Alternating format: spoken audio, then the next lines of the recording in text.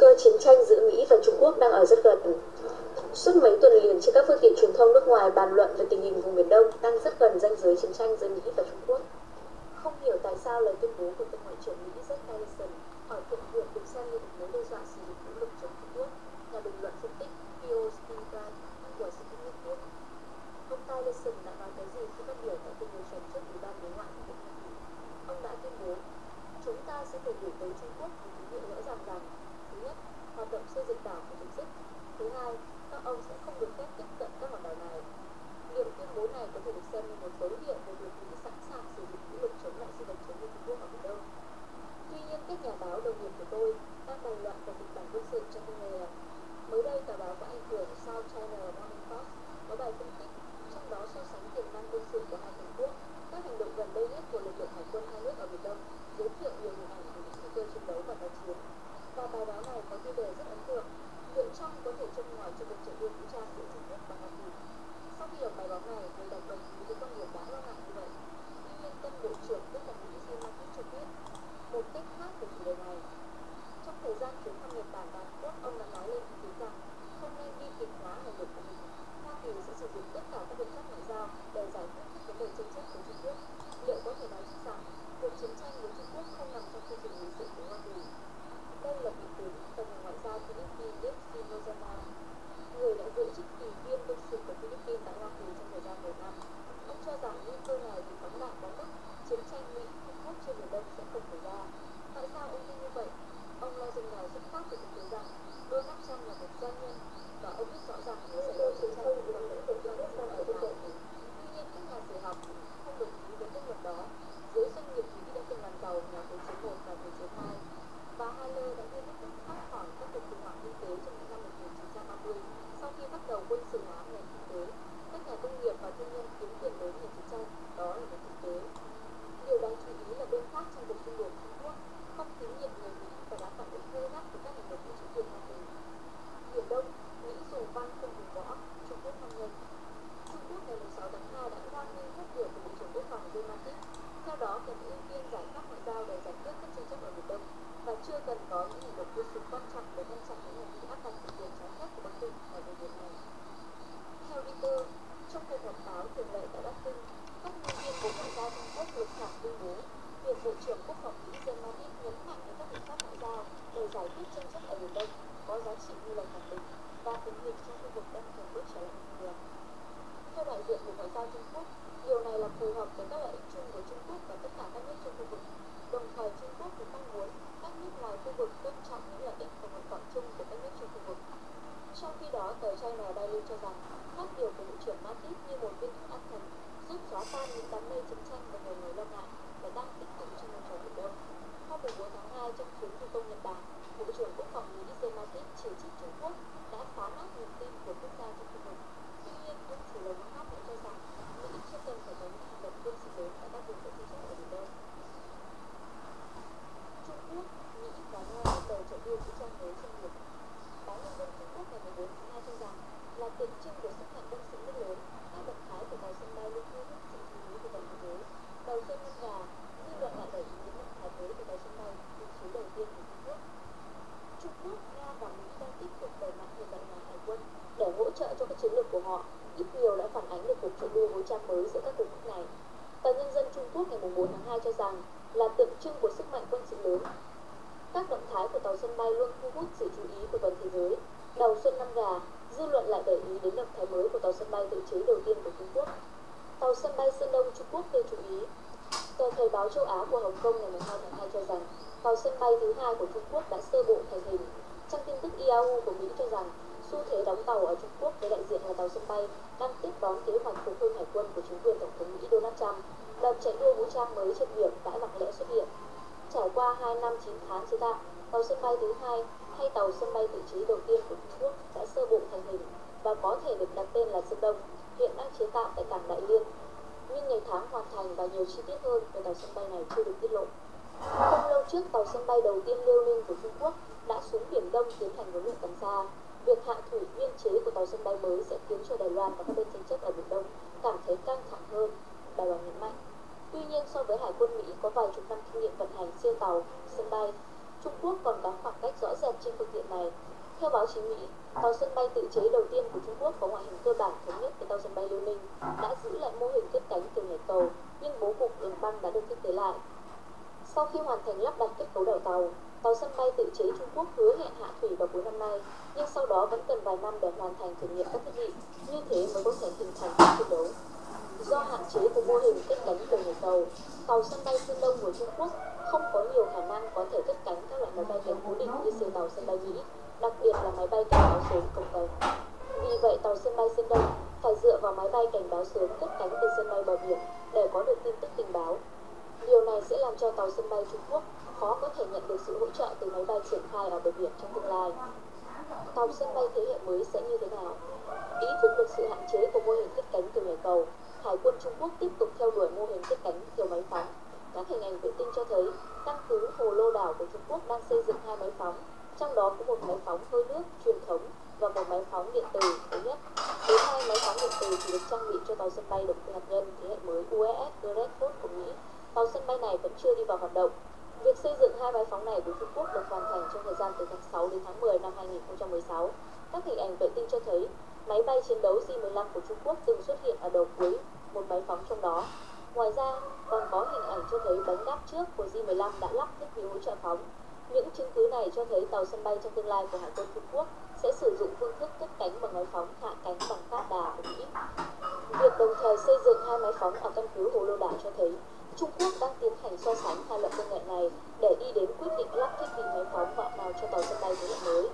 Hiện nay, toàn sân bay Liêu Ninh đã chở ít nhất 2 chiếc máy bay trực thăng cảnh báo sớm J-18J để thay thế cho máy bay cảnh báo sớm cảnh cố định, nhưng điều này hoàn toàn không phải là phương án giải quyết cuối cùng. Theo báo Mỹ, hạ tuần tháng 1 năm 2017, trên đường băng tàu sân bay mô phỏng ở Vũ Hán, Trung Quốc đã xuất hiện một mô hình máy bay cảnh báo sớm cảnh cố định mới.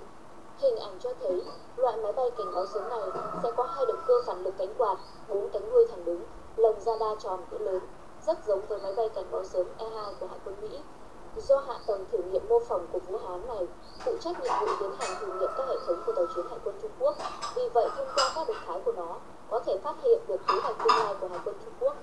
Trung Quốc đã nghiên cứu chế tạo máy bay cảnh báo sớm cố định để trang bị cho tàu sân bay từ lâu. Ngay từ năm 2011 đã xuất hiện máy bay cảnh báo sớm JZI-01 dành cho tàu sân bay. Nó được cải tiến từ máy bay vận tải Y-7. Trung Quốc, Mỹ và Nga khởi động chạy đua vũ trang trên biển. Đối với các động thái chế tạo tàu sân bay của Trung Quốc, trang tin Yahoo Mỹ ngày 1 tháng 2 cho rằng Trung Quốc đang thúc đẩy chế tạo lô lớn tàu chiến mới như tàu sân bay, đồng thời điều biên đội tàu sân bay Liêu Ninh chạy qua eo biển Đài Loan để thị uy với Mỹ và Đài Loan. Nga tuyên bố sẽ chế tạo ít nhất 3 tàu phá băng động cơ hạt nhân, xây dựng 6 căn cứ và đường băng sân bay mới. Trong khi đó, trong kế hoạch phục hưng hải quân do tân tổng thống Mỹ Donald Trump thúc đẩy, năm nay sẽ bàn giao 9 tàu chiến bao gồm siêu tàu sân bay thế hệ mới USS Gredford. Trong tương lai, số lượng tàu chiến Hải quân Mỹ sẽ tăng lên 355 chiếc. Cùng với kế hoạch đóng tàu của Trung Quốc, Mỹ và Nga, đợt chạy đua vũ trang mới trên biển đã lặng lẽ xuất hiện. Tờ Liên hiệp buổi sáng Singapore ngày 2 tháng 2 có tiết lộ, đứng trước thách thức trên biển ngày càng nghiêm trọng, Trung tâm đánh giá ngân sách và chiến lược của Washington, Mỹ đã đưa ra báo cáo mới nhất lên Quốc hội Mỹ, kiến nghị hạm đội Mỹ trong tương lai cần phải chia làm 2 bộ phận. Một là lực lượng uy hiếp, chốt ở các vùng biển phụ trách như Biển Đông và Biển Hoa Đông. Một lực lượng cơ động, chủ yếu là cuộc chiến đấu tàu sân bay, thường xuyên hoạt động ở châu Á, Thái Bình Dương và Ấn Độ Dương. Khi cần sẽ khẩn cấp điều đến khu vực xảy ra sự cố. Chuyên gia quân sự Trung Quốc Lý Kiệt ngày 2 tháng 2 cho rằng, cuộc chạy đua vũ trang trên biển giữa Trung Quốc, Mỹ và Nga do báo chí Mỹ nói tới, thực ra là sự mở rộng của tư duy quán tính chiến tranh lạnh cũ. Trước đây Mỹ và Liên Xô tranh bá trên biển, mặc dù Nga đã bị thất bại, nhưng lượng lớn tàu chiến do Mỹ chế tạo đã không có đất dụng võ, cuối cùng rất lãng phí. Trung Quốc sẽ không dẫm lên vết xe đổ này. Theo Lý Kiệt, việc đưa hiện thực phát triển hải quân của các nước vào khuôn khổ chạy đua vũ trang cho thấy báo chí Mỹ vẫn lấy tư duy bá quyền trò chơi tổng bằng không để nhìn nhận vấn đề. Lý Kiệt tuyên truyền rằng Trung Quốc phát triển các tàu chiến cỡ lớn như tàu sân bay là để đáp ứng nhu cầu của bản thân Trung Quốc, xây dựng một lực lượng hải quân vươn xa trên biển để bảo vệ cái gọi là quyền lợi biển khu vực xung quanh và tuyến đường giao thông trên biển trong thế kỷ 21. Lý Kiệt cho rằng Trung Quốc không có ý định cũng không có nhu cầu triển khai chạy đua vũ trang trên biển với các nước khác. Philippines sẽ giữ tư thế trung lập nếu xảy ra đối đầu Trung Quốc, Mỹ ở Biển Đông. Tổng thống Philippines không tin Trung Mỹ sẽ xảy ra chiến tranh vì vấn đề Biển Đông, đồng thời cho biết Philippines sẽ không khai chiến vì vài hòn đảo nhỏ. và đồng ý cùng khai thác với Trung Quốc. Philippines sẽ không tham gia chiến tranh giữa Mỹ Trung ở Biển Đông. Tờ báo Hoàn Cầu Trung Quốc ngày 4 tháng 2 dẫn lời Bộ trưởng Quốc phòng Philippines Lozano cho biết, những quan điểm cho rằng Mỹ và Trung Quốc sẽ tiến hành chiến tranh vì vấn đề Biển Đông là quá thổi phồng. Theo ông Lozano, mặc dù Philippines có lực lượng quân sự, nhưng Philippines sẽ không tiến hành khai chiến vì một số hòn đảo nhỏ. Tờ Bloomberg của Mỹ ngày 3 tháng 1 dẫn lời ông Lozano, 68 tuổi cho hay, ông không cho rằng Trung Quốc và Mỹ sẽ triển khai chiến ở Biển Đông, bởi vì ông Donald Trump là một thương nhân. Ông Donald Trump biết nếu nổ ra chiến tranh thì công việc làm ăn sẽ bị ảnh hưởng.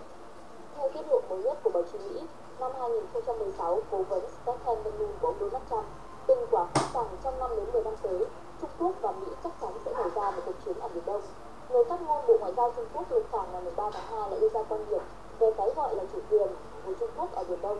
Đồng thời Lục Khảng muốn các nước trong khu vực tôn trọng lợi ích chung và nguyện vọng chung của các nước trong khu vực, cho rằng việc đảm bảo hòa bình, ổn định, an ninh của khu vực có lợi cho các bên. Theo tờ báo Hoàn Cầu, đây không phải là lần đầu tiên các thành viên trong đội ngũ của tân tổng thống Mỹ Donald Trump đưa ra phát biểu cứng rắn về vấn đề Biển Đông. Tân Ngoại trưởng Mỹ gần đây cũng thể hiện lập trường cứng rắn, cho rằng một là Trung Quốc phải chấm dứt hành vi xây đảo, hai là không cho phép Trung Quốc đến những đảo đá này.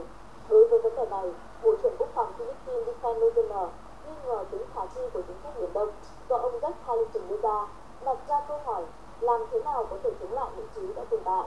Ông Lozano còn cho biết nếu đối đầu giữa Mỹ và Trung Quốc ở Biển Đông nóng lên, Philippines sẽ giữ trung lập, nhưng ông cũng nhất trí ra rằng Philippines sẽ bảo vệ chủ quyền.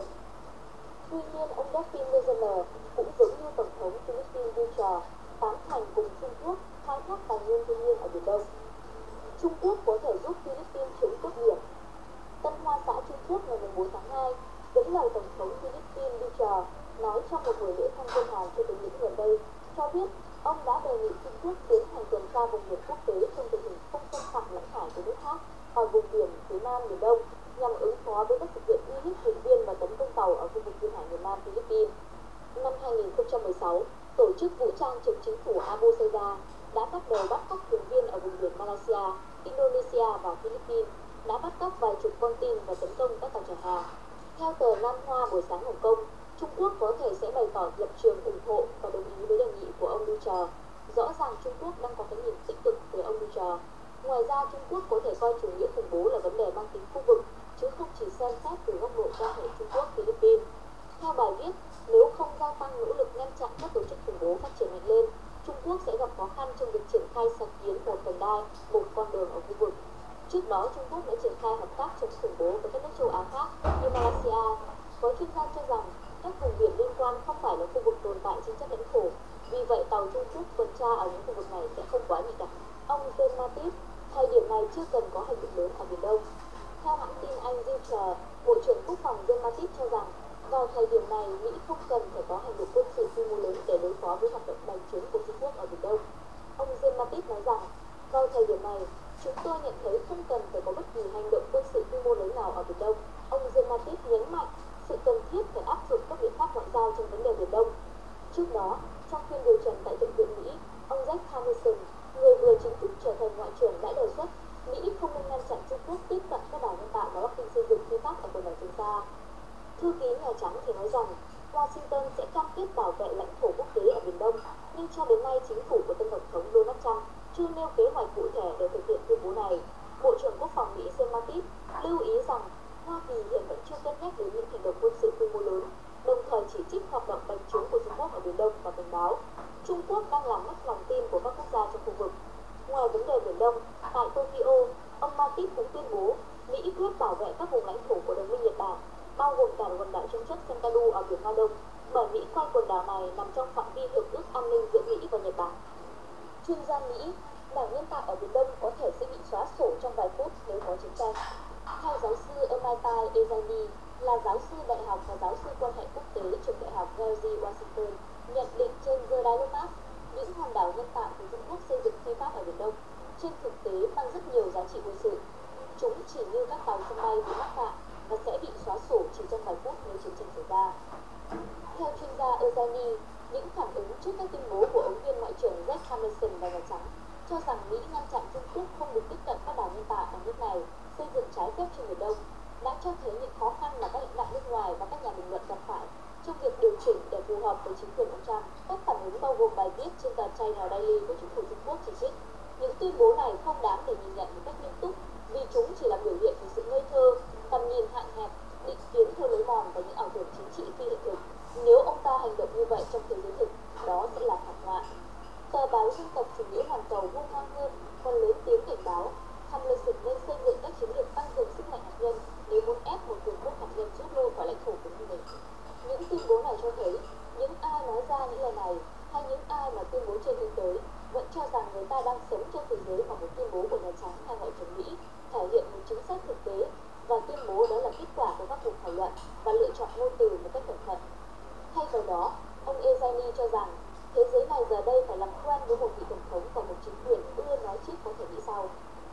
Donald Trump đã đưa ra một loạt các lời tuyên bố phản ánh suy nghĩ nhất thời hoặc các thực tế tưởng tượng chứ không phải một chính sách đã được suy tính kỹ càng.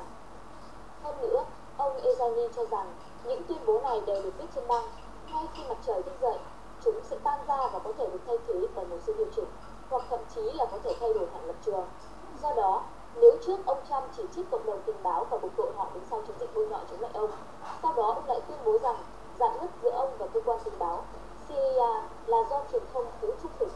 Rất nhiều lần trong chiến dịch tranh cử và thậm chí sau cuộc bầu cử, ông Trump đã chỉ trích cuộc chiến tranh Iraq. Sau đó trong một bài phát biểu trước CIA, sau khi nói nước Mỹ nên chiếm lấy dầu của Iraq, ông Trump lại nói rằng có thể chúng ta sẽ có một cơ hội nữa.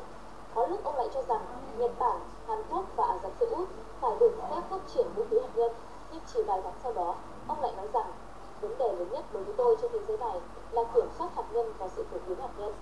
Theo ông Ezani, có lẽ sẽ chẳng có ai ngạc nhiên nếu ngày mai ông Trump lại nói rằng Trung Quốc có thể có các hòn đảo mà họ muốn vì bảo vệ những hòn đảo này còn tiêu tốn nhiều bạc hơn, hoặc cũng có thể ông Trump sẽ có những suy nghĩ ngẫu hứng nào đó.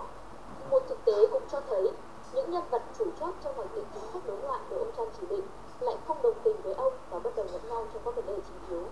Chuyên gia Ezani đặt câu hỏi liệu Mỹ có nên giảm các vướng mắc và cam kết ở bên ngoài và tập trung vào Mỹ, hay Mỹ nên thực hiện các cam kết mới và mở rộng các cam kết hiện nay? Nếu là trường hợp thứ hai, liệu Mỹ có nên đối xử với các hòn đảo trên Biển Đông như thể chúng là lãnh thổ do Trung Quốc chiếm đóng từ tay đồng minh của Mỹ và chúng là những vấn đề quan trọng, hay những hòn đảo bồi lấp khai thác này chỉ nên được coi là vấn đề thông thường? Cho đến khi Hội đồng Chính sách đối ngoại của ông Trump họp và có cơ hội để nhất trí, ít nhất là về các đường lối chính sách mà họ định theo đuổi, tốt nhất là người ta chỉ nên coi những phát biểu này là lời tuyên bố hiếu chiến của Tổng thống Obama. Ông Ezani khuyên, một khi các nhân vật chủ chốt họp lại với nhau, họ sẽ phải đối mặt với các vấn đề sau đây. Quần đảo chính đang tranh chấp bởi nhiều bên là quần đảo Trường Sa. Philippines cũng có tranh chấp với Trung Quốc ở Biển Đông và đã khởi kiện ra tòa trọng tài thường trực và hơi lưu. Tòa phán quyết rằng các đảo nhân tạo của Bắc Phi Pháp của Trung Quốc chỉ được coi là đá và bán người chỉ người nổi theo luật biển. Do đó, Trung Quốc không có chủ quyền đối với các vùng nước mà nước này tuyên bố chủ quyền của Bắc Phi Pháp. Tuy nhiên, kể từ khi ông Dutra lên làm tổng thống Philippines, ông đã đạt được một thỏa thuận với Trung Quốc cho phép các tàu thuyền đánh cá của Philippines hoạt động xung quanh bãi cạn tranh chấp Scarborough. Liệu Mỹ có tiếp tục kiên quyết sử dụng quân đội để giành lại các quyền mà Philippines không còn tuyên bố nữa hay không? Và điều đó có thể đạt được bằng cách nào? Trung Quốc đang sử dụng ngư dân chứ không phải là tàu chiến để thực hiện tham vọng độc chiếm Biển Đông. Liệu Mỹ có ngăn chặn họ và đưa họ đến trại giam Dimo hoặc là nã súng vào ngư dân? Theo giáo sư Ezani, những hòn đảo tranh chấp ở Biển Đông trên thực tế mang rất nhiều ý nghĩa giá trị quân sự. Chúng chỉ như các tàu sân bay bị mắc cạn và sẽ bị xóa sổ chỉ trong vài phút nếu chiến tranh xảy ra. Tisuo Kotani, chuyên gia về an ninh hàng hải ở Viện Quan hệ Quốc tế Nhật Bản đã biết rằng, kể cả với hệ thống phòng thủ chống tàu, các căn cứ quân sự trên các hòn đảo tranh chấp chỉ sao chép lại khả năng những gì mà Trung Quốc có ở đảo Hải Nam. Về cơ bản, họ chỉ đang gửi đi một thông điệp chính trị. Tôi không chắc là những binh lính này liệu có thể đóng vai trò gì. Theo ông Trump thì có một cách khác để nhìn nhận thế giới, đó là lý thuyết chiến tranh điên rồ. Theo đó, nếu một bên hành động phi lý, các bên còn lại suy nghĩ thận trọng hơn sẽ nhượng bộ. Tuy nhiên, cũng phải nhận thức được rằng chính sách này là hết sức nguy hiểm. Sớm hay muộn, một bên nào đó cũng sẽ không nhượng bộ nữa và đụng độ chắc chắn sẽ xảy ra. Hiện nay Trung Quốc chưa đủ sức đối đầu quân sự với Mỹ, do đó Trung Quốc chắc chắn sẽ không thử hành động như vậy nếu như chính quyền ông Trump có thực sự cử tàu chiến đến để ngăn chặn Trung Quốc không tiếp cận các đảo xây dựng phi pháp. Tuy nhiên, Trung Quốc luôn có cách khác để đáp trả, và cách tốt nhất là gián tiếp giúp Triều Tiên phát triển tên lửa và chương trình hạt nhân. Triều Tiên nóng, Trung Quốc chuẩn bị đụng độ quân sự với Mỹ. Trung Quốc đang chuẩn bị cho một cuộc đụng độ quân sự với Mỹ rất có khả năng sẽ xảy ra. Đó là thông tin trong một bài báo trên trang web của quân đội Trung Quốc. CNBC cho biết, khả năng nổ ra chiến tranh đang tăng cao khi căng thẳng quanh vấn đề Triều Tiên và Biển Đông đang nóng lên.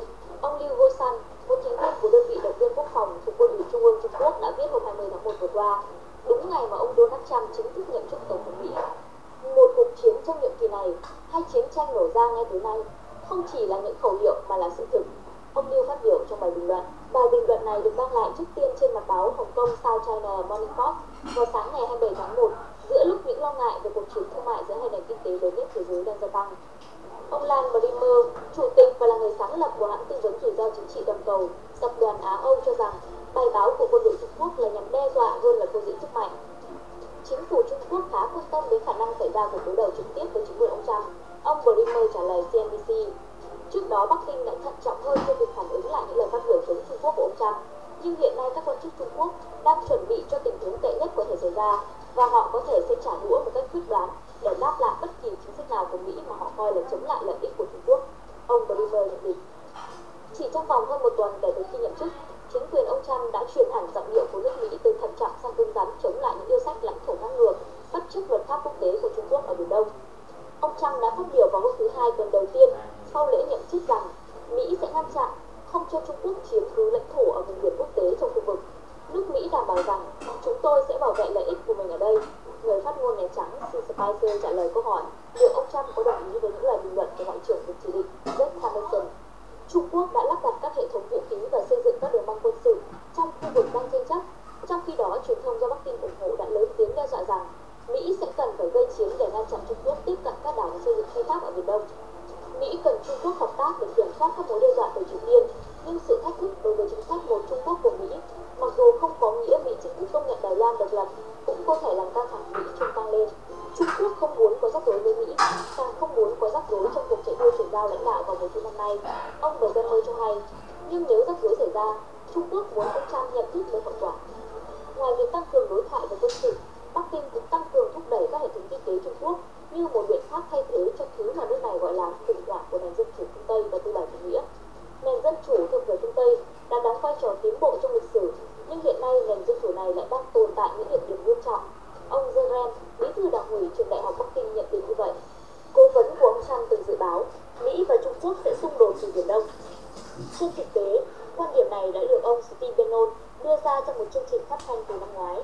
Đây là quan điểm của ông Steve Bannon, cố vấn an ninh thân cận của Tổng thống Mỹ Donald Trump, người vừa được trao những quyền lực chưa từng có tiền lệ ở Nhà Trắng. Theo báo Independent, trên thực tế, quan điểm này đã được ông Steve Bannon đưa ra trong một chương trình phát thanh từ năm ngoái. Tuy nhiên, nó được nhắc nhở trở lại trên các bản tin tức thời sự mới nhất khi ông Bannon trở thành cố vấn an ninh và chính thức được Tân Tổng thống Mỹ trao cho những quyền lực chưa từng có tiền lệ tại Nhà Trắng. Theo đó, ông Bannon cho rằng trong vài năm tới, giữa Mỹ và Trung Quốc sẽ xảy ra một cuộc chiến tranh ở Biển Đông. Ông Bannon nhận định, chúng ta sẽ tham chiến tại Biển Đông trong khoảng từ 5 đến 10 năm nữa. Không có gì nghi ngờ về điều đó. Họ đang tạo ra những bãi cạn và đặt các tên lửa ở đó.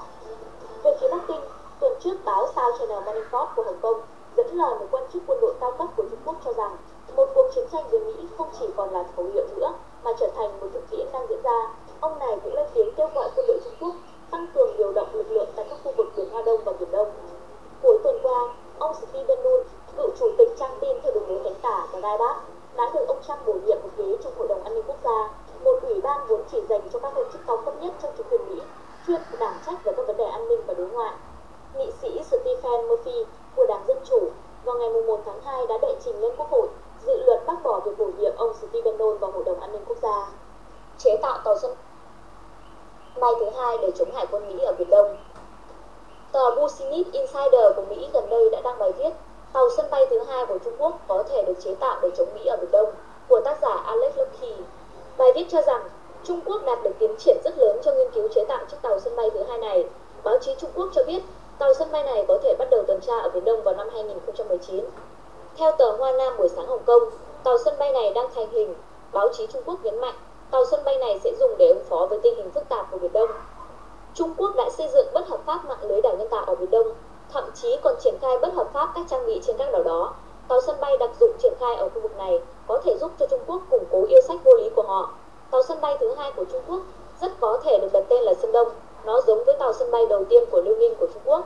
Tàu Liêu Ninh được cải tạo từ một chiếc tàu sân bay cũ có tên là Vrang của Liên Xô.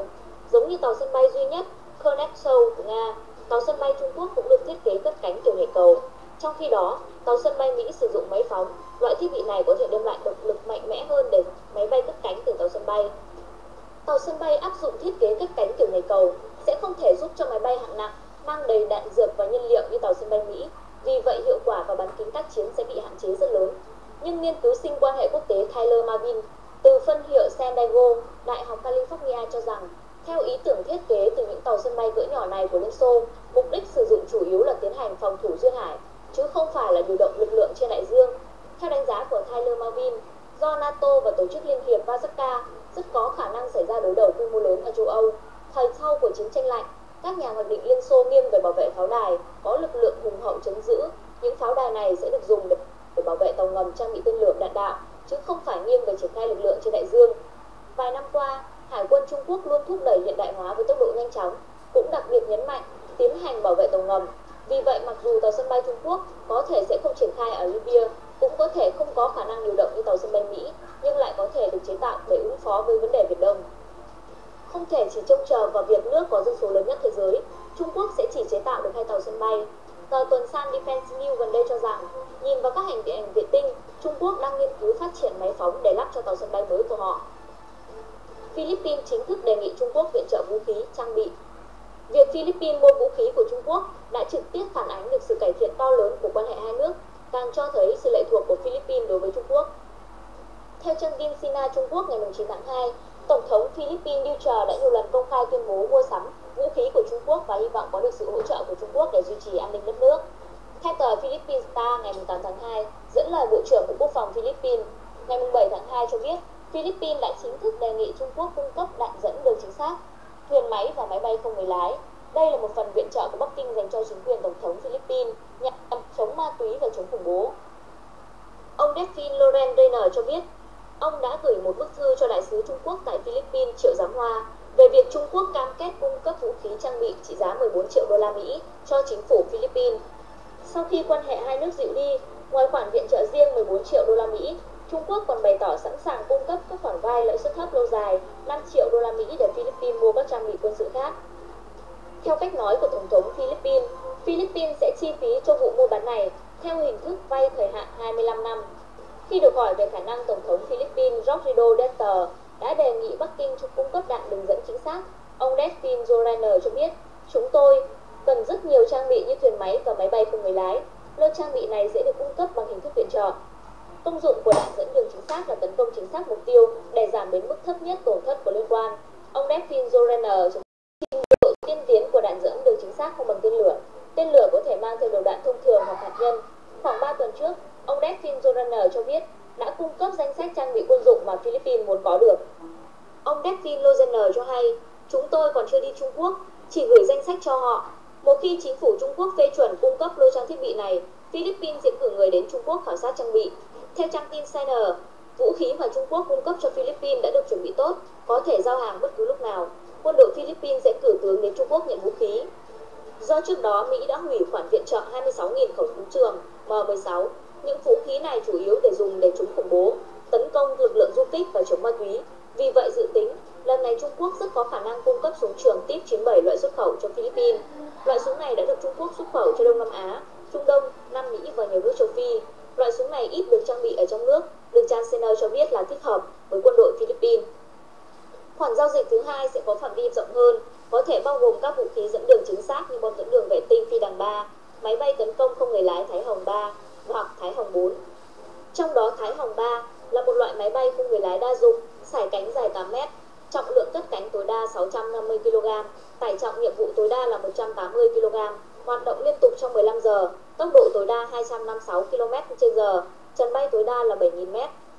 Loại máy bay này thông qua các thiết bị điện quang, radar và tác chiến điện tử để thực hiện các nhiệm vụ chiến thuật khác nhau, có thể mang theo 2 quả tên lửa không đối đất dẫn đường chủ động AR-1.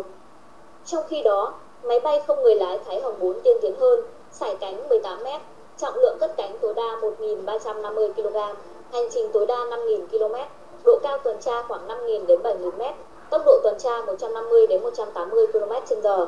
Máy bay này thường mang theo 2 quả tên lửa dẫn đường laser bắn chủ động AR-1, 2 quả bom dẫn đường vệ tinh 50 cân dòng phi đằng.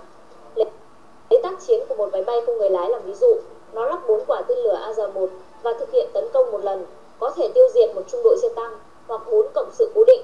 Nếu đổi AR-1 sang bom dẫn đường vệ tinh thì có thể thực hiện một cuộc chi viện hỏa lực chính xác trong phạm vi hạn chế. Điều quan trọng nhất đó là Trung Quốc sẽ bán vũ khí này cho Philippines là để khẳng định thương hiệu. Nhưng việc Philippines mua vũ khí của Trung Quốc đã trực tiếp phản ánh được sự cải thiện to lớn của quan hệ hai nước, càng cho thấy sự lệ thuộc của Philippines đối với Trung Quốc. Trong vài tháng qua, do chống ma túy ở trong nước, Tổng thống Philippines hầu như đã quay lưng với Mỹ, nhiều lần cho biết sẽ ngăn cản các hành động liên quan đến quân đội Mỹ ở Philippines, đồng thời sẽ tăng cường hợp tác với Trung Quốc và Nga, thậm chí mua sắm vũ khí với Trung Quốc và Nga. Vụ mua bán lần này sẽ được coi là một tín hiệu tiếp theo cho thấy quan hệ giữa Philippines và Trung Quốc tiếp tục được cải thiện, đồng thời báo hiệu tình hình khu vực đang phát triển theo hướng tốt hơn.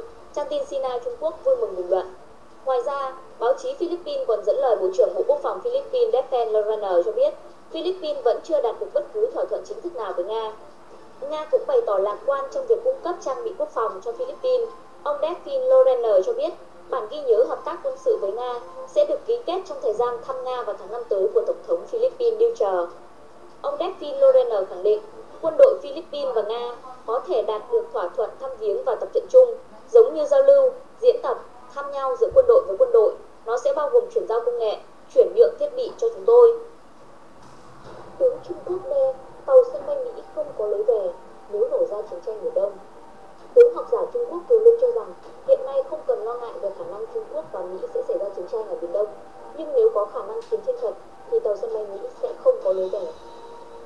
Tờ Thời báo Hải quân Mỹ vừa qua cho biết Hải quân Mỹ có kế hoạch điều tàu sân bay động cơ hạt nhân US quân Vương dần đến Biển Đông để thực hiện hành động tự do đi lại, sẽ hoạt động ở vùng biển 12 hải lý của các đảo đã ngầm trong Biển Đông. Kế hoạch này đang được trình lên Tổng thống Donald Trump để phê chuẩn. Hiện còn chưa rõ ông Donald Trump có phê chuẩn kế hoạch này hay không. Nếu ông Donald Trump phê chuẩn kế hoạch này cho phép tàu sân bay Mỹ đi vào vùng biển 12 hải lý của các đảo đã ngầm ở Biển Đông, thì điều này bị trang tin Sinai Trung Quốc ngày 15 tháng 2 coi là một thách thức nghiêm trọng về mặt hành động đối với cái gọi là chủ quyền ở Trung Quốc luôn cố nhận. Trước đó, ông Stephen Bannon, cố vấn chiến lược hàng đầu của ông Donald Trump đã định nghĩa quan hệ Trung Mỹ là có tính chất đối kháng, đồng thời dự báo trong 5 đến 10 năm tới, Biển Đông chắc chắn sẽ xảy ra chiến tranh. Từ năm 2012 đến tháng 10 2015, Tổng thống nhiệm kỳ trước của Mỹ là Barack Obama rõ ràng đã hạn chế để Hải quân Mỹ triển khai các hành động tự do đi lại ở Biển Đông. Hải quân Mỹ đã giảm các hành động ở xung quanh khu vực quần đảo Trường Sa từ chủ quyền của Việt Nam. Nhưng từ năm 2016 đến nay, các nhà lãnh đạo quân đội Mỹ như Đô đốc Harris, Bộ Tư lệnh Thái Bình Dương Mỹ lại nhiều lần tìm cách đối phó cứng rắn hơn với Trung Quốc ở Biển Đông. Tàu sân bay Mỹ đến Biển Đông lần này phải chăng sẽ gây ra va chạm, thậm chí xung đột quân sự quy mô nhỏ? Đối với vấn đề này, Thiếu tướng Không quân Kiều Lương, chuyên gia phân tích chiến lược Trung Quốc cho rằng Mỹ đã sớm đặt ra chừng mực đối với tình hình quân sự ở Biển Đông. Mọi hành động của Mỹ ở Biển Đông là một hoạt động phô trương, muốn để Trung Quốc khó xử nhưng không đến mức trở mặt hoàn toàn với Trung Quốc. Theo Kiều Lương, không cần thiết lo ngại Trung Quốc và Mỹ sẽ xảy ra chiến tranh ở Biển Đông. Người Mỹ hiểu rất rõ ràng rằng hai tàu sân bay đi lại trên Biển Đông không có vấn đề gì, nhưng nếu xảy ra đánh nhau thật thì hai tàu sân bay có thể sẽ không có lối về. Biển Đông khi trở thành chiến trường thì nó quá hẹp. Nếu xảy ra chiến tranh thì nước chiếm ưu thế duy nhất chính là Trung Quốc. Điều này có nguồn gốc từ các yếu tố liên quan đến địa lý. Mỹ mặc dù có lực lượng quân sự mạnh, nhưng tuyến đường tiếp tế rất dài của họ không thể đáp ứng được nhu cầu tác chiến ở Biển Đông. Các khu vực như Philippines, Guam cũng không thể đáp ứng được nhu cầu này. Biển Đông, Mỹ lộ tin sắp áp sát đảo Nhân Tạo. Trung Quốc tập trận 10 tuần. Tân Hoa Xã cho biết 3 chiến hạm của Trung Quốc vừa kết thúc một tuần tập trận ở Biển Đông. Sau khi cách đây chưa lâu, tàu sân bay liên minh của nước này cũng đã tập trận thử nghiệm các vũ khí trên vùng biển này. Đội tàu chiến Trung Quốc, trong đó có một khu trục hạm trang bị tên lửa, đã tiến hành tập trận từ tuần trước và hiện nay đang tiến về vùng Đông Ấn Độ Dương và Tây Thái Bình Dương. Theo Tân Hoa Xã, cuộc tập trận lần này bao gồm các pha mục tấn công bất ngờ và đã được thực hiện thành công trong điều kiện thời tiết biển rất xấu. Chuyên gia quân sự Rinzo nói với đài truyền hình Trung Quốc rằng các cuộc diễn tập không theo kịch bản sắp xếp từ trước và sát với điều kiện chiến đấu thực tế. Các cuộc tập trận nói trên được thông báo sau khi Trung Quốc vừa cảnh cáo Mỹ không được thách thức yêu sách chủ quyền phi pháp và vô lý của Trung Quốc ở Biển Đông. Vừa có thông tin Washington chuẩn bị mở lại các cuộc tuần tra để bảo đảm tự do hàng hải ở khu vực và điều các chiến hạm Mỹ tiến sát các đảo nhân tạo mà Bắc Kinh xây dựng trái phép ở Biển Đông. Mỹ chỉ trích việc Trung Quốc xây đảo nhân tạo phi pháp và các cơ sở quân sự trên vùng biển đang trong vòng tranh chấp. Washington quan ngại rằng các cơ sở đó có thể được sử dụng để hạn chế tự do đi lại trên tuyến hàng hải quan trọng này, và do đó Hải quân Mỹ đã nhiều lần điều tàu chiến đến khu vực để khẳng định về tự do hàng hải. Theo truyền thông quốc tế, Trung Quốc hiện cũng đang xem xét việc sửa đổi luật an toàn hàng hải, buộc các tàu ngầm nước ngoài khi đi vào vùng biển Trung Quốc phải di chuyển trên mặt nước và báo cáo hành trình của họ cho nhà nước chức trách Trung Quốc. Tuy không đề cập trực tiếp đến Biển Đông, nhưng bản dự thảo luật sửa đổi cho phép các cơ quan quản lý hàng hải của Trung Quốc ngăn chặn tàu nước ngoài đi vào vùng biển Trung Quốc nếu xét thấy hàng này có thể gây phương hại cho an toàn hàng hải và trật tự. Biển Đông, tàu sân bay Mỹ Robinson bắt đầu tuần tra. Cụm tác chiến tàu sân bay 1 của Hải quân Mỹ bắt đầu các chiến dịch tuần tra theo kế hoạch ở Biển Đông từ ngày 18 tháng 2. CSV-1 cùng tàu sân bay lớp Manus USS Convention, tàu khu trục tên lửa USS Unier và phi cơ thuộc công đoàn tàu sân bay 2, John Navinu cho biết. Cụm tác chiến tàu sân bay Mỹ đến Biển Đông sau khi tham gia huấn luyện ở ngoài khơi Hawaii, Guam và biển Philippines. Thông tin về chiến dịch tuần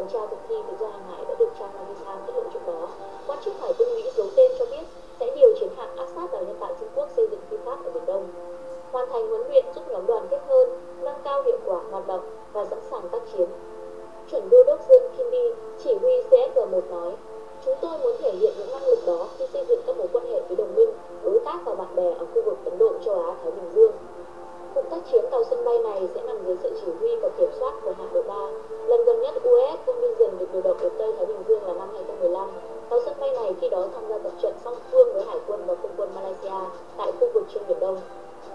Trung Quốc đã lên tiếng cảnh báo Mỹ về các hoạt động ở Biển Đông, và Tân Hoa Xã ngày 18 tháng 2 cũng cho biết Bắc Kinh đã điều một vụ chiến hạm tập trận suốt một tuần qua trên vùng biển này.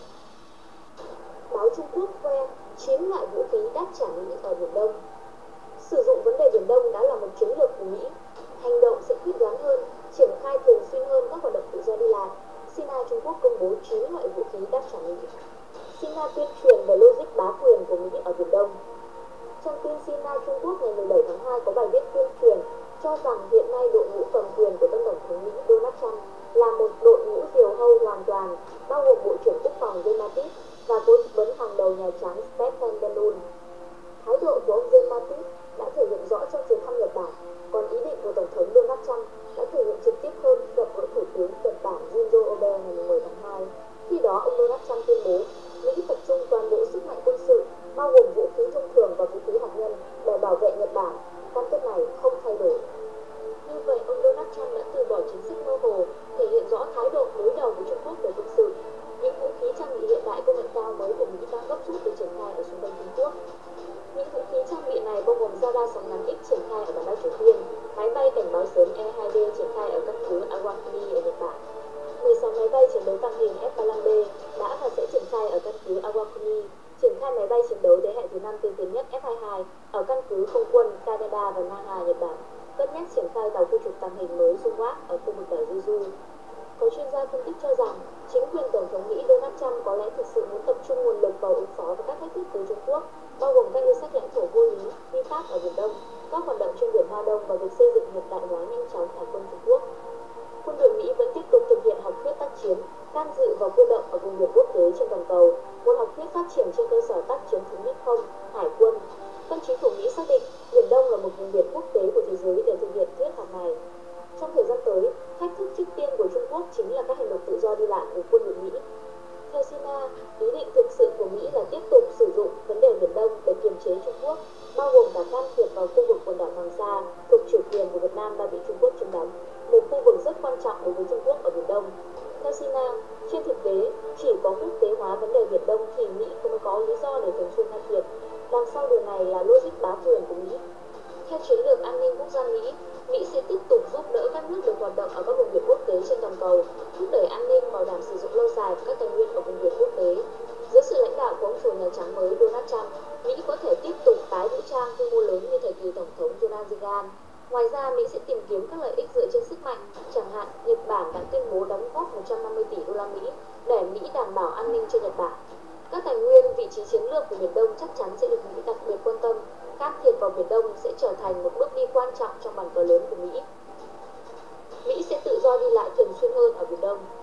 Theo tờ Vượng Hoàng Hồng Kông ngày 17 tháng 2, tàu sân bay US Conviction đã rời Guam tiến đến Biển Đông. Các nguồn tin tiết lộ vụ tấn công tàu sân bay US Conviction đến Biển Đông lần này nhằm thực hiện các hoạt động tự do đi lại, thách thức yêu sách chủ quyền vô lý phi pháp của Trung Quốc và thực hiện nhiều hoạt động giao lưu khác với các nước trong khu vực. Hơn nữa, vừa qua máy bay ném bom B-1B Lancer thuộc căn cứ quân sự Ellison, Guam và máy bay chiến đấu F-18 Super Hornet thuộc liên đội bay 192 của tàu sân bay động cơ hạt nhân US Conviction đã bay trên trời Biển Đông Philippines. Điều đáng chú ý là lần này quân đội Mỹ đã tiến hành điều động phối hợp bay giữa những bay ném bom B-1B và máy bay chiến đấu Super Hornet, và mô hình này sẽ trở thành một trong những mô hình răn đe chủ yếu trên không đối với Trung Quốc ở Biển Đông trong thời gian tới. Hai loại máy bay này đều trang bị tên lửa chống hạm tầm xa, tạo ra mối đe dọa nghiêm trọng cho các loại tàu chiến Trung Quốc, bao gồm tàu sân bay Tisna. Có một vấn đề đáng chú ý nữa là thông tin từ Hải quân Mỹ và Bộ Tư lệnh Thái Bình Dương Mỹ cho biết vụ tấn công tàu sân bay US Conviction lần này sẽ tiến hành tuần tra vùng biển 12 hải lý của các đá ngầm trên Biển Đông. Việc này đang chờ cấp trên phê chuẩn. Tuy nhiên, hiện nay quả bóng đang nằm ở người Trắng, tức là hành động tuần tra mang tính thách thức yêu sách của Trung Quốc này có diễn ra hay không còn tùy thuộc vào quyết định của tân tổng thống Mỹ Donald Trump. Theo báo chí Nhật Bản, tân chính phủ Mỹ đang cân nhắc triển khai các hành động tích cực hơn ở Biển Đông. Khác với thời kỳ Tổng thống Barack Obama, các biện pháp cụ thể triển khai hành động tác chiến tự do đi lại một cách thường xuyên hơn, điều tàu chiến đến vùng biển 12 hải lý của các đảo nhân tạo do Trung Quốc xây dựng bất hợp pháp ở Biển Đông để răn đe. Tờ Nikkei Shimbun Nhật Bản vừa tiết lộ nội dung phát biểu khi thăm Nhật Bản gần đây của Bộ Quốc phòng Mỹ James Mattis. Ông James Mattis tuyên bố Mỹ sẽ không áp dụng thái độ khoan dung như trước đây ở Biển Đông, sẽ hành động để bảo vệ tự do đi lại. Khi nói chuyện chuyện với thành viên nội các Nhật Bản, ông Mattis còn chỉ ra rằng Trung Quốc hiện nay hầu như muốn đưa toàn bộ khu vực xung quanh vào phạm vi ảnh hưởng của họ, nhưng trong thế giới hiện đại, cách làm này tuyệt đối không được. Báo chí Nhật Bản cho rằng điều này đã cho thấy để ngăn chặn Trung Quốc xây dựng các cứ điểm quân sự quan trọng, Mỹ sẽ cân nhắc triển khai các hành động tích cực hơn so với chính quyền tiền nhiệm Barack Obama.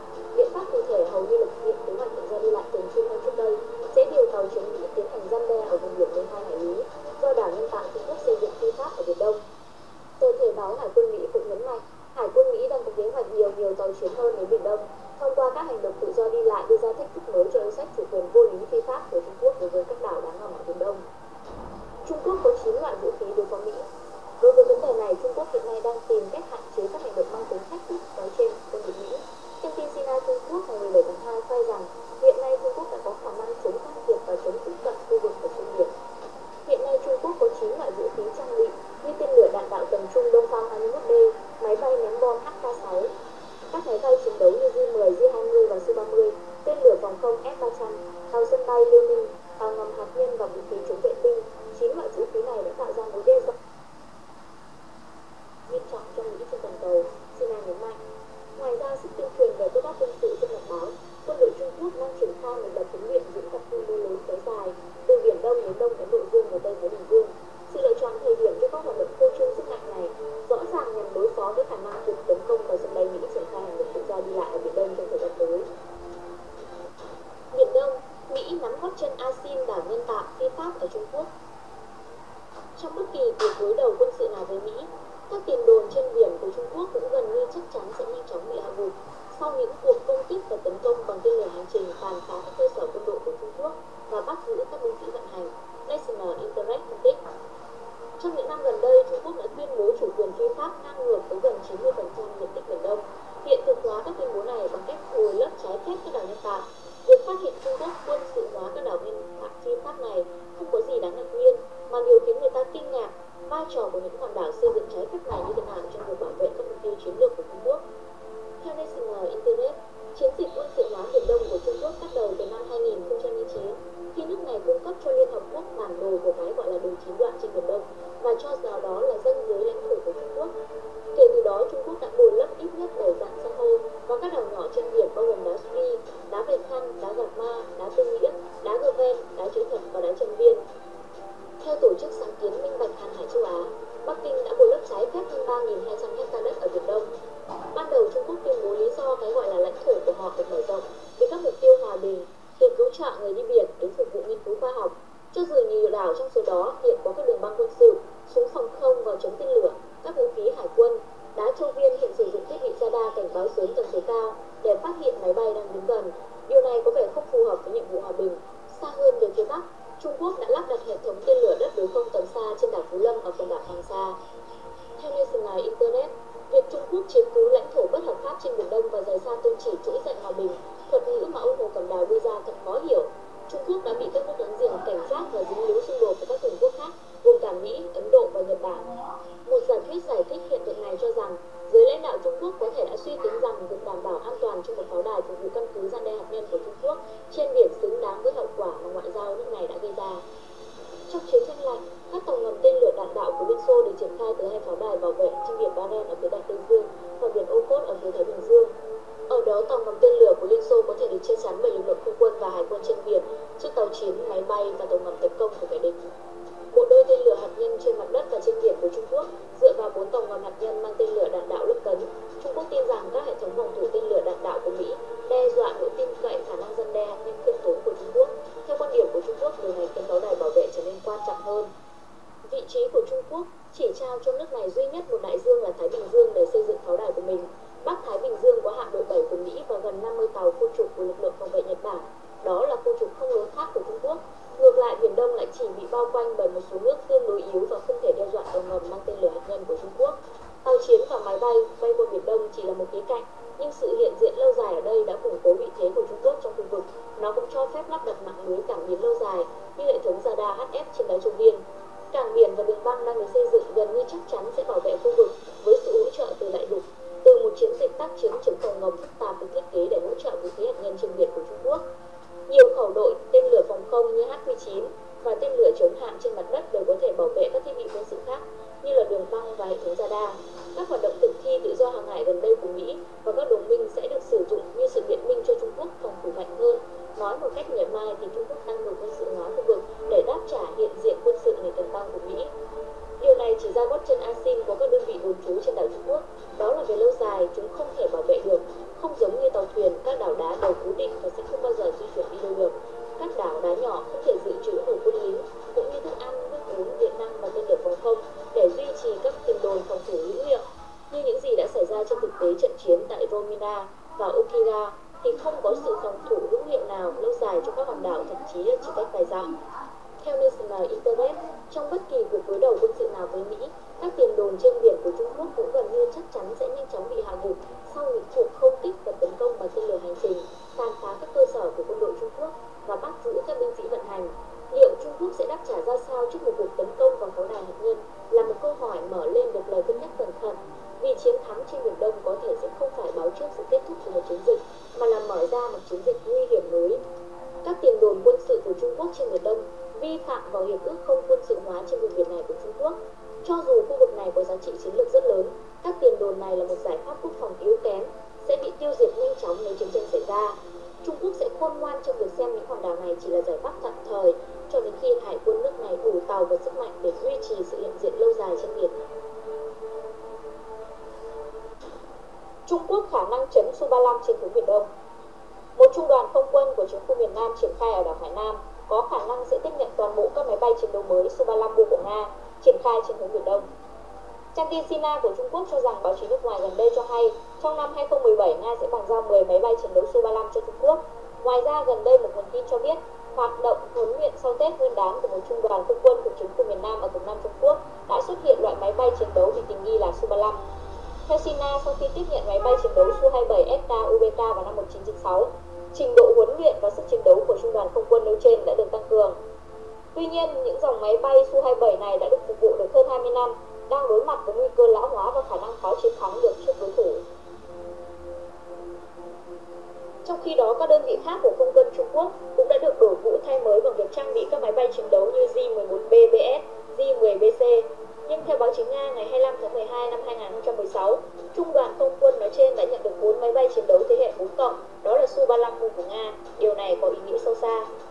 Trong năm 2017, nếu bàn giao đúng hạn 11 máy bay chiến đấu Su-35 nữa, thì biên chế của trung đoàn máy bay chiến đấu này sẽ có trên một nửa là máy bay chiến đấu hạng nặng, 2 chỗ ngồi thế hệ 4+.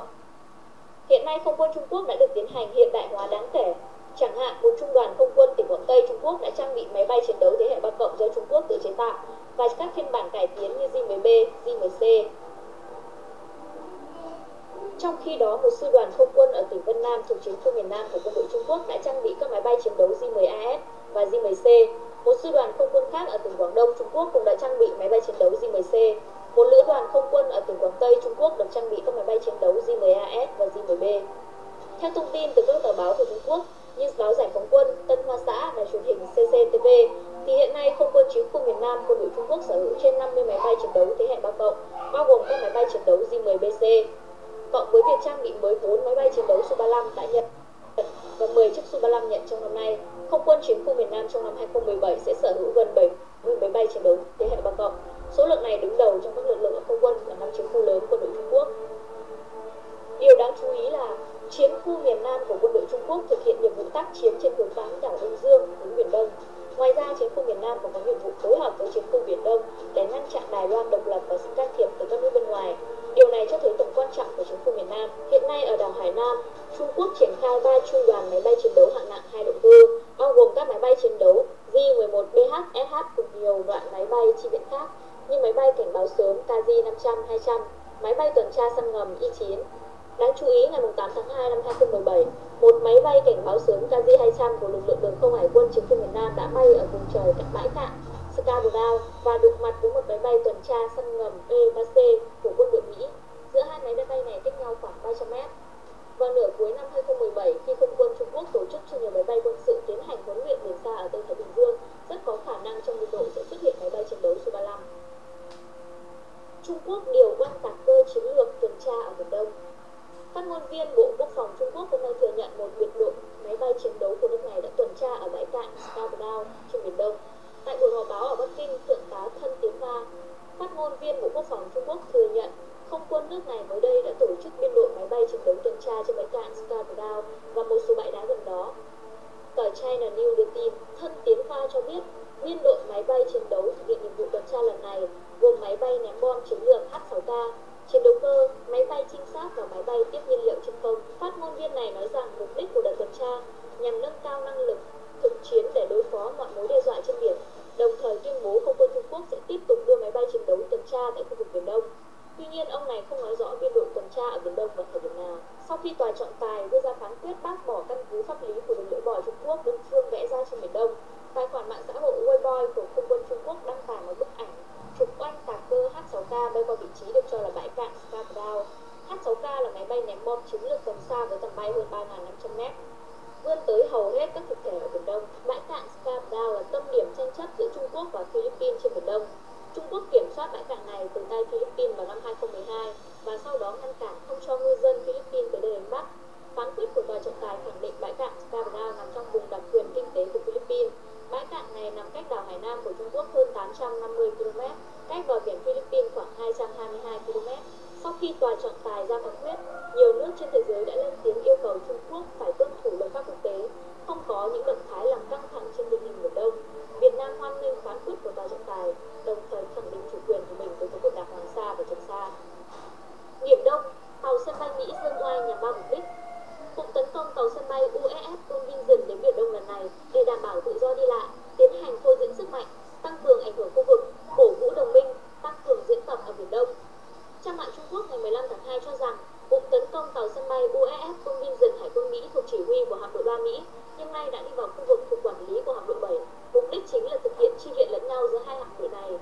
Hiện nay, cuộc tấn công tàu sân bay USS Convention Hải quân Mỹ đang tiến đến Biển Đông. Cuộc tấn công tàu sân bay này xuất phát từ căn cứ Hải quân Sandero, bờ biển phía tây nước Mỹ vào ngày 5 tháng 1, 2017, bắt đầu triển khai ở khu vực Ấn Độ-Thái Bình Dương. Ngày 13 tháng 1, tàu khu trục USS Merseyside DDG-112 xuất phát từ chân châu Cảng, gia nhập cuộc tấn công tàu sân bay này. Ngày 10 tháng 2, cuộc tấn công tàu sân bay USS Convention đến căn cứ Hải quân Gang Mỹ. Tàu sân bay USS Convention được khởi công chế tạo tại nhà máy đóng tàu Newport News Mỹ, biên chế vào ngày 13 tháng 3 năm 1982. Tàu sân bay này có lượng dạn nước đầy 92.955 tấn, là một trong 3 tàu sân bay lớp Nimitz có lượng dạn nước nhỏ nhất, lần lượt nhỏ hơn tàu sân bay USS Terror, và 6 tàu sân bay tiếp theo là 4.978 tấn và 10.682 tấn. Cuộc tấn công tàu sân bay USS Convention ngoài tàu khu trục USS Merseyside vừa đề cập trên, còn có tàu tuần dương USS Lexington CG-57 lớp và tàu khu trục USS Winnie Meyer DDG-108 lớp Erline Bouquet. Những tàu chiến cỡ lớn này đều từng hoạt động ở Biển Đông. Phối thuộc còn có liên đội máy bay thứ hai của Hải quân Mỹ, bao gồm phi đội tác chiến máy bay trực thăng HFC-4, phi đội tấn công máy bay trực thăng HFM-78, phi đội máy bay cảnh báo sớm VAW-113, phi đội tấn công điện tử VAQ-136, phi đội chi viện hậu cần hạm đội VGC-30 và phi đội máy bay chiến đấu tấn công VFA-2, VFA-34, VFA-137, VFA-192. Khai thác thông tin từ trang mạng của Hải quân Mỹ, cuộc tấn công tàu sân bay USS Convention đến Biển Đông lần này để đảm bảo tự do đi lại là một đợt triển khai thường lệ nhưng có ý nghĩa sâu xa. Một là phô diễn sức mạnh, tăng cường ảnh hưởng khu vực. Những năm gần đây, Mỹ quan ngại về các hoạt động của Trung Quốc ở Biển Đông. Các quan chức cấp cao quân đội Mỹ như Tư lệnh Bộ Tư lệnh Thái Bình Dương Harry Harris rất muốn triển khai các chương trình hành động quyết đoán đối với Trung Quốc ở Biển Đông. Hơn nữa, Hải quân Mỹ không ngừng điều động tàu chiến và máy bay thường xuyên hoạt động ở Biển Đông, đặc biệt là hai tàu khu trục lớp Erline Bouquet gồm USS Legend DDG-82 và USS William T. Legend DDG-110 lần lượt tiến hành tuần tra ở vùng biển 12 hải lý của các đá ngầm thuộc đảo Trường Sa, Việt Nam, thách thức yêu sách chủ quyền vô lý phi pháp của Trung Quốc. Trong bối cảnh chính sách đối ngoại của tân Tổng thống Mỹ Donald Trump có tính chất không xác định, Hải quân Mỹ điều động cuộc tấn công tàu sân bay USS Convention đến Biển Đông nhằm phô diễn sức mạnh, mở rộng vai trò ảnh hưởng của khu vực, ngăn chặn Trung Quốc mở rộng xây dựng phi pháp nhân tạo và tiến hành quân sự hóa. Hai là cổ vũ các đồng minh, tăng cường lòng tin cho đồng minh. Hiện nay tình hình Biển Đông từng bước có xu hướng ổn định. Các nước như là Philippines mong muốn giải quyết tranh chấp bằng đàm phán hòa bình. Trong bối cảnh lớn, căn cứ Hải quân Yolaka, Nhật Bản với tàu sân bay USS Jonas Nizan, quân đội Mỹ tiếp tục điều động cuộc tấn công tàu sân bay USS Convention, hơn nữa sẽ tiến hành diễn tập liên hợp trên biển với đồng minh và thăm cảng biển một số nước. Một mục đích quan trọng của Mỹ là tạo ra mâu thuẫn về sức mạnh quân sự, cổ vũ cho các đồng minh như Philippines, Nhật Bản, khuyến khích họ tiếp tục tự tin hành động hơn nữa trên Biển Đông, tăng cường tiếng nói và quyền chủ động của Mỹ ở khu vực Biển Đông. Thứ ba là tăng cường diễn tập, nâng cao trình độ sẵn sàng chiến đấu. Trên đường đến Biển Đông, Cục tấn công tàu sân bay USS Convention sẽ tiến hành tập luyện thường xuyên hoặc diễn tập song phương, bao gồm tác chiến săn ngầm, diễn tập cơ động, tấn công hỏa lực, tiếp tục tăng cường khả năng tác chiến tổng hợp. Điều đáng chú ý là Cục tấn công tàu sân bay USS Convention vẫn do hạm đội 3 Mã chỉ huy. Cục tấn công tàu sân bay USS Convention vẫn do hạm đội 3 Mỹ chỉ huy. Cho dù hoạt động ở vùng biển do hạm đội khác quản lý, quan hệ chỉ huy vẫn được giữ nguyên như cũ. Mục đích chủ yếu là để thực hiện sự chi viện lẫn nhau giữa hạm đội 3 và hạm đội 7, duy trì an ninh ổn định khu vực của Ấn Độ Thái Bình Dương. Báo Trung Quốc nói về 4 mục đích điều tàu sân bay USS Convention tuần tra Biển Đông của Mỹ. Mỹ muốn khẳng định vị thế bá chủ toàn cầu, đề phòng tác dụng phụ khi làm dịu quan hệ với Trung Quốc, tạo thế thượng phong khi đàm phán vào Bắc Cả, tiếp tục thúc đẩy chiến lược tái cân bằng châu Á Thái Bình Dương. Hải quân Mỹ ngày 18 tháng 2 tuyên bố cuộc tấn công tàu sân bay USS Convention tiến vào Biển Đông, bắt đầu tiến hành tuần tra. Đây là lần đầu tiên Hải quân Mỹ tiến hành tuần tra Biển Đông sau khi ông Donald Trump lên làm tổng thống Mỹ. Theo trang tin CNN Trung Quốc ngày 20 tháng 2, so với chính quyền tiền nhiệm Obama, thái độ đối với Trung Quốc của chính quyền Donald Trump trong 1-2 năm tới sẽ cứng rắn hơn. Logic cứng rắn này bắt nguồn từ tư tưởng cầm quyền của ông, nước Mỹ là số 1. Trên thực tế, ông Donald Trump không chỉ cứng rắn với Trung Quốc mà còn cứng rắn với cả những đồng minh không phục tùng. Ông rất hoan nghênh Nhật Bản, nước sẵn sàng tăng chi tiêu quân sự, cũng rất hoan nghênh Anh, nước sẵn sàng phân hóa EU, nhưng lại cứng rắn với các nước đồng minh khác như Pháp, Đức. Sở dĩ ông Donald Trump vừa làm dịu quan hệ với Trung Quốc vừa điều tàu sân bay đến tuần tra Biển Đông là do có 4 nguyên nhân sau đây. Một là tuyên bố vị thế bá chủ toàn cầu, khẳng định hiện diện quân sự ở Biển Đông. Biển Đông là một trong những tuyến đường hàng hải nhộn nhịp nhất thế giới, nhưng lại đang bị yêu sách chủ quyền vô lý của Trung Quốc cản trở. Vì vậy, Mỹ triển khai sự hiện diện quân sự ở đây để thể hiện vai trò bá chủ toàn cầu. Nhưng theo CNN, hiện nay Trung Quốc đã có sức mạnh quốc gia và sức mạnh quân sự mạnh hơn, có đảo nhân tạo lớn hơn, lại có ưu thế vị trí địa lý. Mỹ từ xa đến nhưng sẽ gặp khó khăn trong cuộc đối đầu quân sự với Trung Quốc, sẽ từng bước bị Trung Quốc ép lùi từ xa. Trung Quốc sẽ ngày càng lớn mạnh lên ở Biển Đông. Hai là đề phòng tác dụng phụ bởi việc làm dịu quan hệ với Trung Quốc. Trước sau khi nhậm chức, ông Donald Trump thể hiện rõ thái độ cứng rắn với Trung Quốc, tuyên bố muốn xếp Trung Quốc vào danh sách những nước thao túng tỷ giá hối đoái, muốn tiến hành chiến tranh thương mại với Trung Quốc, muốn triển khai hành động với Trung Quốc về quân sự. Nhưng sau khi nhậm chức được hơn nửa tháng, thái độ của ông Donald Trump cuối cùng cũng mềm đi, quyết định làm dịu quan hệ với Trung Quốc, song tránh để xuất hiện tác dụng phụ trong cộng đồng quốc tế. Mỹ đã điều tàu sân bay đến Biển Đông phô diễn sức mạnh. Thứ ba là tiếp tục răn đe, phản ánh logic chính sách đối ngoại ưu tiên nước Mỹ là số 1. Khởi điểm logic trong chính sách đối ngoại của Mỹ hiện nay là cứng rắn. Mỹ điều tàu sân bay đến Biển Đông hiện nay nhằm chiếm lấy ưu thế tâm lý khi đàm phán với Trung Quốc, bảo đảm thế thượng phong của Mỹ trong hợp tác với Trung Quốc. Sau khi Trung Quốc và Mỹ tạm thời làm dịu đi quan hệ, tiếp theo hai nước chắc chắn sẽ tiến hành mặc cả với nhau. Việc điều tàu sân bay đến Biển Đông nhằm giúp Mỹ chiếm ưu thế hơn trong đàm phán, tăng cường khả năng ra giá của mặc cả trong thời gian tới. 4 là tiếp tục thúc đẩy chiến lược tái cân bằng châu Á Thái Bình Dương. Hiện nay Mỹ không hề thay đổi gì mà chắc chắn sẽ tiếp tục thúc đẩy thực hiện chiến lược này nhằm đạt mục đích tái cân bằng. Việc triển khai lực lượng quân sự ở xung quanh Trung Quốc là điều tất yếu. Mỹ có ưu thế về hải, không quân lại không muốn tình hình Biển Hoa Đông trở nên nóng bỏng. Do đó, Mỹ điều tàu sân bay đến Biển Đông là một tất yếu của chiến lược quốc gia. Đối với vấn đề này, Trung Quốc đã điều một biên đội huấn luyện biển xa thuộc hạm đội Nam Hải đến Biển Đông, tiến hành một cuộc diễn tập các chiến phòng không hỗn hợp. Có sự tham gia của lực lượng đường không, lực lượng phòng không ở bờ biển. Đặc biệt theo Sina, cuộc diễn tập này rõ ràng có sự tham gia của lực lượng chiếm đóng trên các đảo đá ở Biển Đông, tức là các lực lượng chiếm đóng đối với các đảo đá ngầm của Việt Nam. Do đó, các hành động này rõ ràng xâm phạm chủ quyền biển đảo của Việt Nam. Sina cho rằng mục đích diễn tập liên hợp là để đối phó với các hành động khiêu khích của Mỹ. Cuối cùng, Sina Trung Quốc tự tin đe nẹt rằng khi bạn đến sẽ mời rượu ngon, còn khi kẻ thù đến sẽ sử dụng súng săn. Đối mặt với một nước Trung Quốc đang nhanh chóng trỗi dậy, Mỹ sẽ không đứng vững ở Biển Đông. Biển Đông là của ai? Thì thời gian sẽ đem lại một câu trả lời đúng đắn. Vụ tàu sân bay đi làm Mỹ khiến quân đội Triều Tiên phơi mình dưới 300 quả tên lửa. Nikkei nhận định Mỹ có thể phóng khoảng 300 quả tên lửa hành trình vào các cơ sở hạt nhân và hầm chứa bệ phóng tên lửa di động của Triều Tiên nếu nước này vượt làn rừng đỏ. Ngày 18 tháng 5, tờ Nikkei Nhật Bản cho biết tàu sân bay và tàu ngầm hạt nhân của Mỹ sẽ tiếp tục triển khai tại vùng biển lân cận gần bán đảo Triều Tiên. Theo báo Nhật, dự kiến khoảng 300 quả tên lửa hành trình trên nhóm tàu sân bay Mỹ đang nhắm thẳng vào cơ sở quân sự ngầm của Triều Tiên. Nếu một khi Triều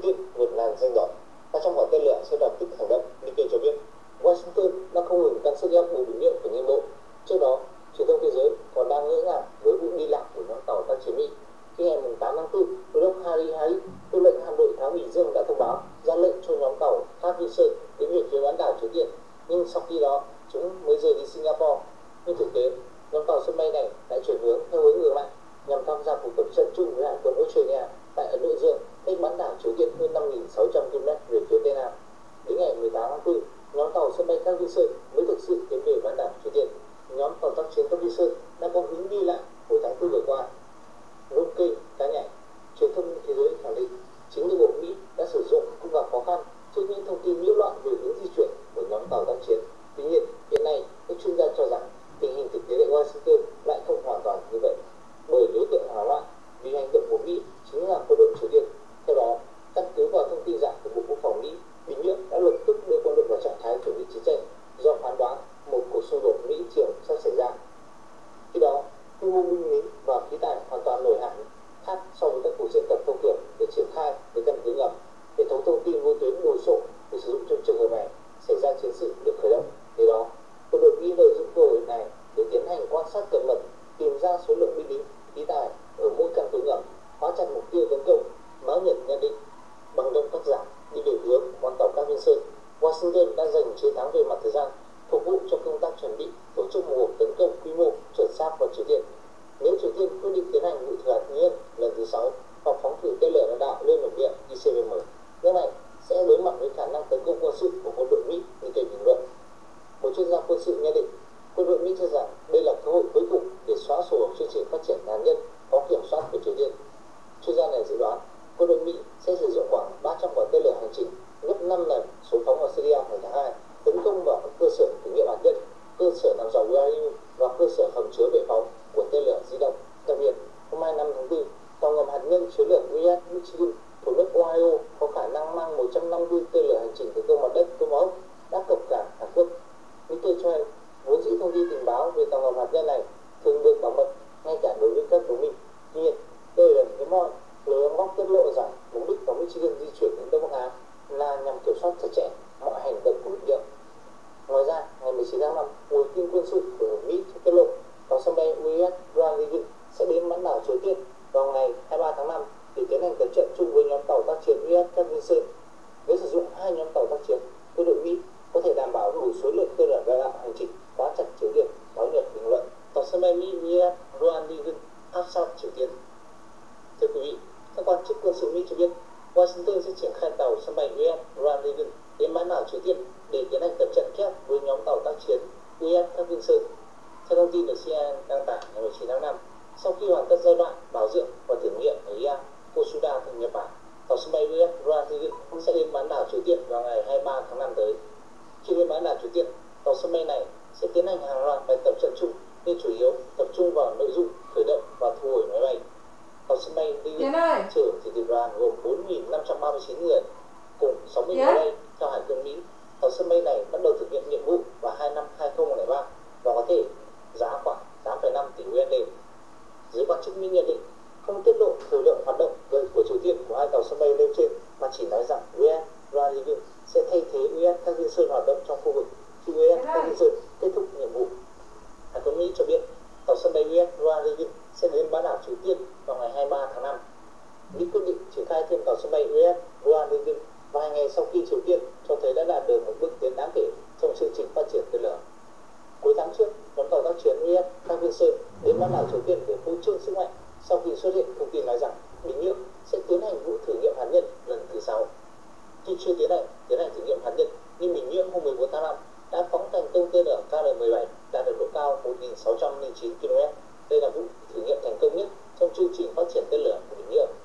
Theo Sputnik, chuyên gia quân sự Nga Vladimir Korostlev dự đoán rằng nếu chương trình phát triển như hiện nay, Triều Tiên có thể sẽ phóng tên lửa đạn đạo lên lục địa đầu tiên trong vòng 9 đến 12 tháng tới. Theo những tin báo mới nhất từ số liệu do Triều Tiên cung cấp, tên lửa đạn đạo Hoa Sông 12 phóng ngày 14 tháng 5 bay ở phạm vi tối đa có thể bắn trúng mục tiêu cự ly 4.800 km từ điểm phóng, nghĩa là xa hơn 300 km so với ước tính ban đầu. Ông Kusatalev nói, cũng trong chuyên gia này, Hoa Sông 12 có thể vươn xa tối đa 5.000 km. Căng thẳng ở bán đảo Triều Tiên tăng nhanh kể từ khi Tổng thống Mỹ Donald Trump tuyên bố vào đầu tháng 4 rằng Washington sẵn sàng chống lại Bình Nhưỡng. Sau tuyên bố này, Triều Tiên đã tiến hành hàng loạt cuộc tập trận thử nghiệm tên lửa. Triều Tiên đang cho thấy chương trình tên lửa của nước này ngày một hoàn thiện hơn. Trong khi đó, chương trình hạt nhân của Bình Nhưỡng vẫn là một bí ẩn. Để thực hiện thành công vụ phóng tên lửa như ngày 14 tháng 5, Bình Nhưỡng đã đạt được những bước tiến quan trọng trong việc thu nhỏ vũ khí hạt nhân và bảo vệ đầu đạn hạt nhân. tên lửa làm lên thực hiện cái nước này. Cái khó của Mỹ trên Biển Đông vì khủng hoảng. Đây là bản tin theo thông tấn hãng Trung ương Triều Tiên KCNA ngày 5 tháng 6 đưa tin nhà lãnh đạo Triều Tiên Kim Jong-un đã ra lệnh cho lực lượng không quân nước này sẵn sàng tấn công các tàu sân bay. Theo KCNA, mệnh lệnh này được đưa ra trong khi ông Kim chỉ đạo cuộc thi phi đội chiến đấu giữa các sĩ quan chỉ huy với lực lượng không quân và phòng không Triều Tiên. Cuộc thi này nhằm huấn luyện tất cả các sĩ quan chỉ huy máy bay khả năng tiêu diệt một mục tiêu, trong đó có tàu sân bay của kẻ thù, cũng như khuyến khích toàn bộ quân sẵn sàng chiến đấu để thống nhất dân tộc. Cuộc thi này được tổ chức riêng rẽ cho các chỉ huy cấp sư đoàn hoặc lữ đoàn, các chỉ huy trung đoàn, máy bay tiêm kích, cường kích và đột kích, các chỉ huy máy bay vận tải hạng nhẹ, trực thăng và các máy bay huấn luyện cùng một nhóm phi công trẻ mới tốt nghiệp. Cuộc diễn ra trong thời gian Mỹ tổ chức các cuộc tập trận hải quân ở mở rộng với Hàn Quốc ở ngoài khơi bờ biển của Hàn Quốc với sự tham gia của tàu sân bay Pakistan của Mỹ. Thông tin KCNA Triều Tiên không chấp nhận về đề nghị hoạt động giao lưu liên triều.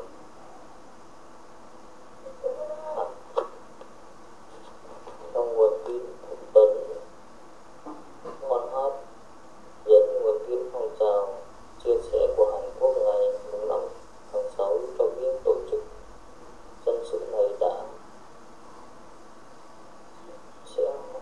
sẽ hoàn các tuyến hàng viện trợ cho Triều Tiên, cũng như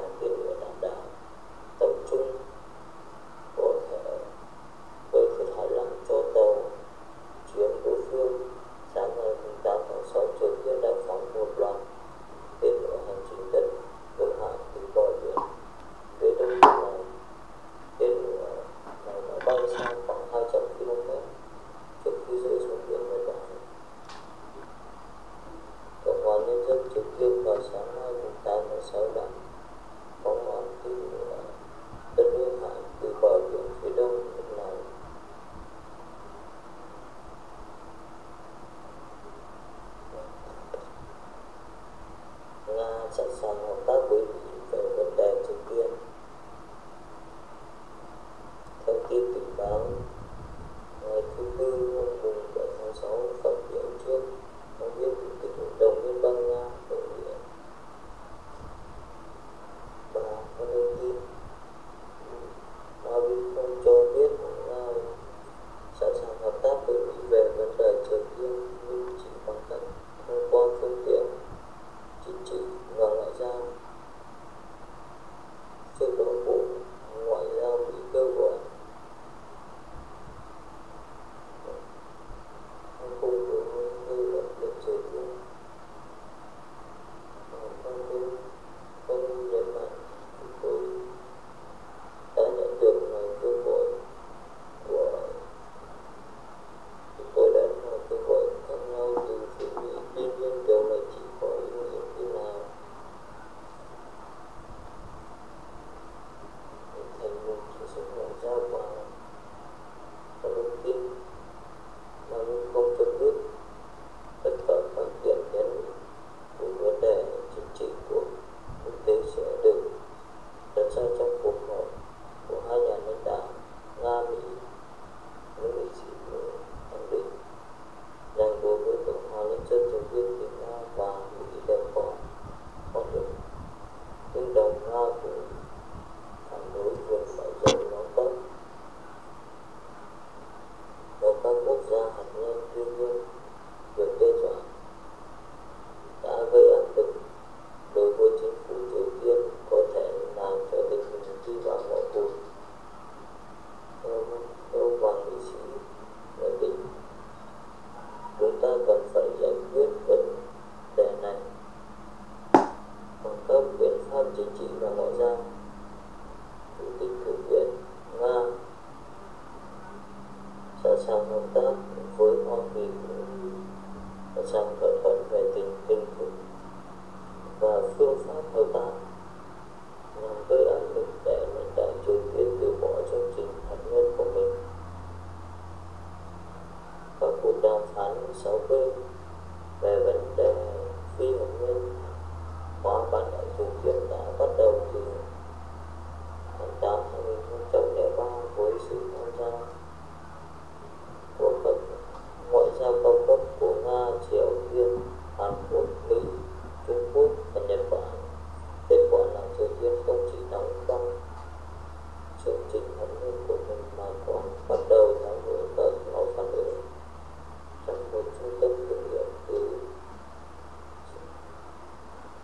Onmon. Tuy nhiên, kể từ năm 2008, cuộc đối thoại thực sự đi vào bế tắc khi Mỹ và Triều Tiên thất bại trong việc thỏa thuận về cách thức kiểm tra danh sách các chương trình hạt nhân của Bình Nhưỡng. Trong khi đó, Nhật Bản và Hàn Quốc từ chối thực hiện nghĩa vụ của mình trong việc cung cấp nhiên liệu cho Triều Tiên vận hành các nhà máy điện tăng cường để đổi lấy việc từ bỏ chương trình hạt nhân.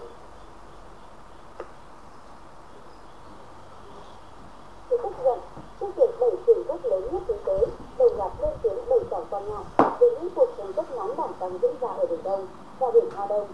Bắc Kinh kịch liệt phản đối tuyên bố của các nước trong hội nghị thượng đỉnh G7 ở Italia.